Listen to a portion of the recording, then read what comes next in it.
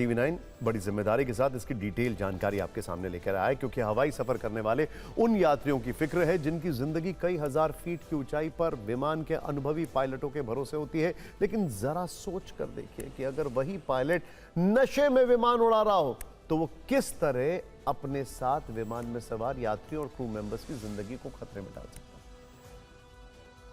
कुछ ऐसी ही चौंकाने वाली बात फुकेट से दिल्ली आ रही उस फ्लाइट के बारे में पता चली है जिसके बारे में कुछ दिन पहले कहा गया था कि वो भयानक टर्बुलेंस का शिकार हुई।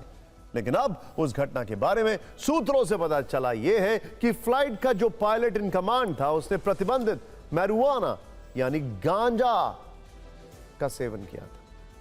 अब किस फॉर्म में किया था यह अलग बात। सोचिए कितनी डराने वाली बात है। इसीलिए इस फिक्र को विस्तार से जानने की आवश्यकता है। दरअसल यह मामला 4 अगस्त का है।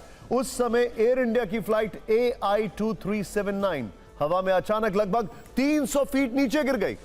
उस समय विमान में 137 यात्री 8 क्रू मेंबर सवार थे और जैसे तैसे विमान की दिल्ली में सुरक्षित लैंडिंग हो पाई थी।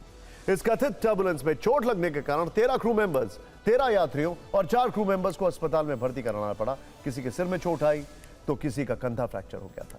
इस घटना के बाद जांच शुरू हुई। पायलट इन कमांड और को पायलट का अनिवार्य साइको एक्टिव सब्सटेंस टेस्ट यानी डोप टेस्ट किया गया। यह परीक्षण 2 बार हुआ। दोनों ही बार को पायलट की रिपोर्ट तो नेगेटिव आई, लेकिन दोनों ही बार पायलट इन कमांड की रिपोर्ट पॉजिटिव आई।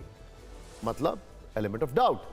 सैंपल को डिटेल्ड एनालिसिस के लिए एक अधिकृत लैब में भेजने पर सूत्रों से पता चला है कि विमान के मेन पायलट ने ही गांजा का सेवन किया था। ऐसी जानकारी मिलने के बाद अब यह मामला गंभीर हो गया है और कड़ा एक्शन लिए जाने की बात कही जा रही है।